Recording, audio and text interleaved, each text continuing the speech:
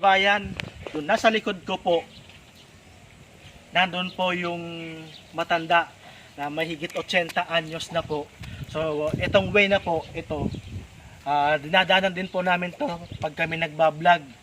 So, nakakalungkot po, nakuha po si tatay, si tatay Torio, wala na pong buhay. Hindi na po kinaya ang lamig. Siya po ang tanging naiwan o ayaw po sumama sa kapamilya po niya, sa asawa po niya, sa anak niya. Siya po ang nagpaiwan dun sa bahay na yun. So, sobrang taas ng tubig, hindi na po siya naka sa bubong. So may tumulong po, nasaklolohan naman po, kaso po matigas na, wala ng buhay. Dahil sa katandaan po, hindi na po kinaya yung lamig. So linagay na po siya dun sa bubong nung sumaklolo. So nabalikan po yun, kinabukasan na po ang matanda. So ito mga kababayan, no, napakalawak na bukid. Wala na pong mapapakinabangan na palay. Hindi pa po ito naaani. So natabunan na po ng putik. Yan, no. So napakalawak niyan mga kababayan. So sobrang nakakawa ang mga farmers natin na mga kababayan po na hindi pa nakakaani. So wala po silang mapapakinabangan talaga dahil po na lang putik yan, na sa tubig. Di ka na mag-iisa, wag matakot, laban lang kaibigan ko. Kasangga mo ako, tulong mo, kami ang tulay Pilipino. Ihahatid sa bayan ko, kapit bisig Pilipino, katabang dip. So habang naglalakad-lakad kami sa lugar, nakasabay po namin si Ate Mary Jane. So ang dami po na ikwento sa amin na nawalan po sila ng bahay, naanod ng mga gamit, at nawala ng hayop tulad ng kambing at kalabaw. Nung kasagsagan ng bagyong Christine, ay tanging bangka lang po ang nakasalba sa kanila.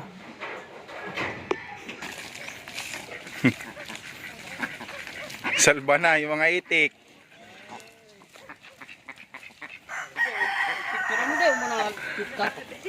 Ma. Uri tabi sa pastor, oh. Mga pangadik-adik. Nanalag.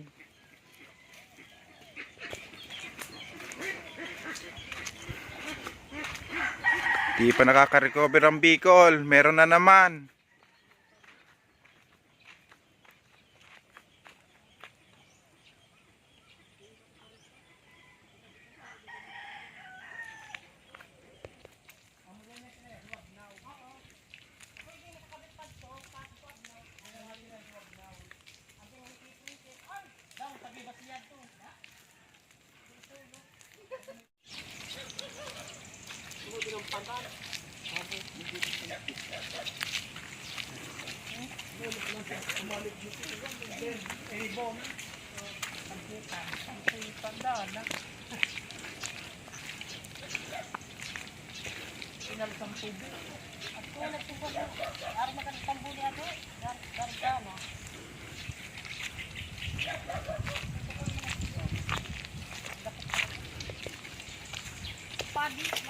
Tubig pa no.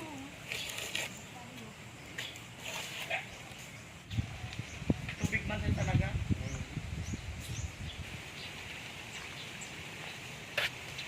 Oh, may isda. Kawawa naman, oh. May isda, oh, kawawa. Tapos natin sa sa may tubig para mabuhay. Kawawa naman. Aso kali, adir. Kita mo dyan.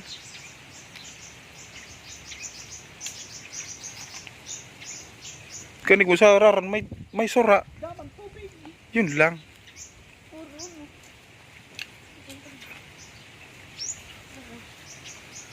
Puro putik. Walang tubig. Kawawa yung isda.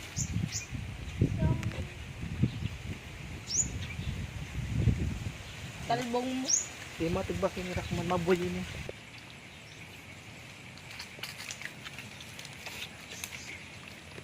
Heto wala mo.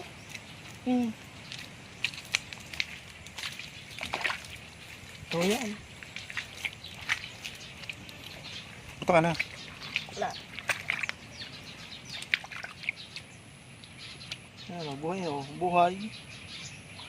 Kaya kung may magunwari, kung maliligisi siya. Tama yan. Di pa nakaka-recover. Meron na naman. Sayang hindi oh.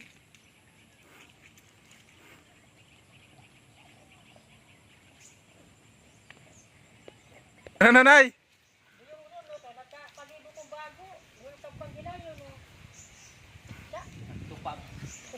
Ago na naman panibago.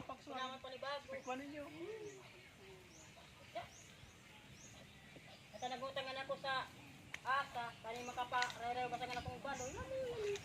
Dapat pala di ka magpatuto sa mobile. Alam ko yan na kuha. Oo. Nagpasan siya na kinako. So, upis ka na sa baba. Katupong niya na parilya na bukid niya. Tubig. Oh, yan. Asya. At ako hindi kami nakalikas, ay puro kami dry. At sigurang nga niyo, sunalumos sa naman pa. Maring di pinaganod. Mga Ako gamit nga hindi din. nakaanod sa naman, kaya yung bambusito. So nga, may nakaanod. Naipit kayo ng bamboo. Naipit ko balon. Yan mga mga kaipit. Ultimo nakatuwa sa mga siyin, ang mga nakaligtas sa karton. Pero ganin. At ultimo na madara sa sanglian. Tagbuwas kami nag-apon limi. Marasa na nga ni sa mga barkara ko, managtao sa mga relief. Nagsarali na sa mga ibin kami. Ano mga niloko di kamtangan. Ako nga. Sa TV na nakakuan man. Oo. Ay, Oo. di busang nadyo sa TV. Yaman, kami yung mangyari kami. Tama nga. Ay, ano ba? Labi ni 3,000. Hindi kami naglalaw. Marugyot ko sa tubig. Kanto kami nalaw kay Arison. Subang ka na mo. Subang Sugunat ka. to. Sa Ako. linog ko sa loob. Madali na kami makasok doon. Kaya ako kami partao kang tao. Baba. Ano yung pantangan ko balik? Pwedeng generator nalabawan. Amo. Makina yan, Kel, kung may generator. Makina. Ay, makina. Lumos siya. Ay, maganda pa. Matay pa yan. Gamulag ko. Isda. Kamulag. Kanding ko. So kanding Gamulag. ko. At alang garong kanding. Ata sa kanding ko, basta akong rumapuna, basta yung tigina niya, may pasirong na. Hindi ko na kita sa akong, bambi ka nagbisa. Hindi sa talaga yan sa akong tiyabuyo kong nauli. Dyan ubag buto ko at lupa na. Sa kanding ko ba dyan na, pero may kagakod. Oo. Hindi lang ko niya. So, basta yan nagabi na, tigina yan, baga sa nag-iitaw, nag-iibi. Para, hindi ka natin kakod dyan kung hindi na kita nagbisa. Nagbisa muna yan sa akong.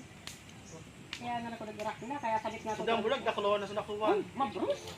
Puro sayang. O, di napakinabangan. Yan. Wala naman, hindi naman kami nagparaanap, wala naman talaga dito. Paraanap na ako kita, makaanap na tayong kakaribukan. Pero kung kilala ninyo, may nakakwento. Ah, sila na naman. May nakakwento, busa nang ihuli. Hmm. Kaya ang dambulag, ito maglangoy. Ano, Nagulpin mo. Nagkarulumos ko na. ako Hindi, hindi nakuha na. hindi na kami nagparaanap sa... Ah, ito sa kuwan. Kalangkawan ninyo nakabakod. Sa may kamalik ninyo baga. Ah, ito nakabutang. At doon, pagawat naman ng tubig. Inabot nga, ipabot siya na Kaya dito. babasa na pala yung kuntanan, no? So, dulag na ya, na paring mando, di na uno. Hmm. O, ito katakin na mo. Ay, may nagkonyed to. May nag-interest. Amo. Sa mulag ko, nauda, sorry. Dire. Ako naman, so damo na gayaw. May dako. Ay, wala. Interest niya to. Nakagakod. Tako surig din na no. Pagkakabag na so, katrangkilo la, kabuhay. Pabot siya naman ko nunuri ka di. Ako tadon, alang ka talaga sa may samon. Walang kawat. Amo ni pinagakuha ni.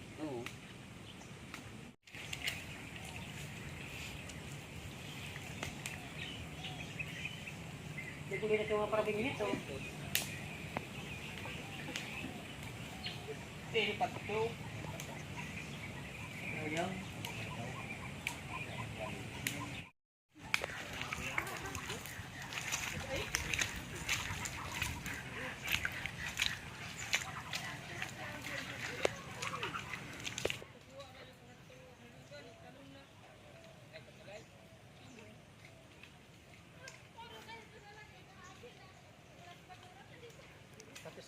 ni Kuwan, no? Kuya Nestor.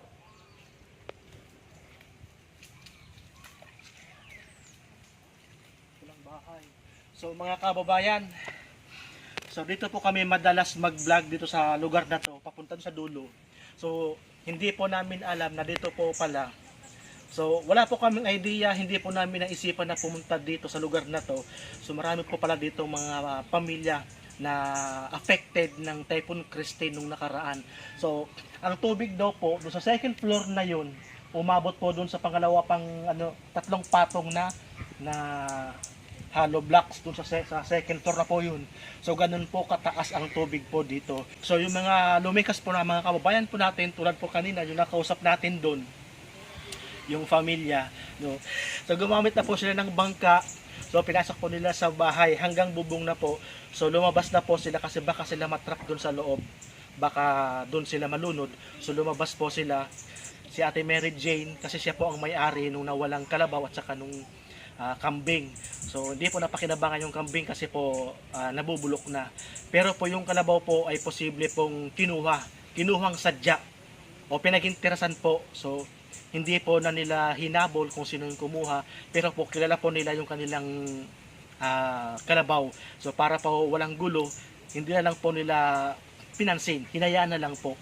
So mga kababayan, nandito po kami ngayon November 10 para po i-update po natin ang mga viewers natin na nagsipaglikas na po yung mga kababayan po natin o naninirahan po dito sa lugar dito. So lahat po sila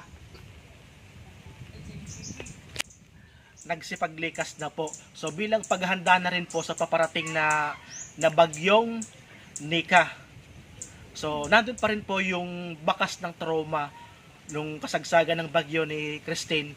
So bilang paghahanda, lumikas na po sila kasi baka po hindi lang mga gamit ang ianod, pati po ang tao baka ianod na po sa pangalawang pagkakataon. Maaga pa lang po, nandun na po sa evacuation center ang mga kababayan po natin. So ayun ang masaklap mga kababayan. So hindi pa nga po nakaka-recover ang ating Bicol. So ayan po, nandiyan naman po si Nika. So ito pong bagyong Nika ang pinaghahandaan po. So hindi pa po nakaka-recover ang mga kababayan po natin, lalo po yung mga affected nung landslide sa Burabud. So marami pong lugar dito na mga namatayan, nawala ng kabuhayan, nawala ng bahay. So tulad po dito, ang napagdadaanan po namin dito sa lugar na to, na kung saan kami nagbablog. So wash out po ang kanilang bahay. Wala pong gamit na naisalba, yung TV o kahit po yung mini component, wala pong nagamit. Ang tanging nakasalba po sa kanila ay yung bangka po. So malaking tulong po yung bangka. Kasi po that time wala pa pong mga rescue. Kasi po yun, kasagsagan na ang bilis po talaga tumaas ng tubig. So ngayon po, nagsipaglikas na po ang mga kababayan po natin bilang paghahanda sa paparating na bagyong Nika.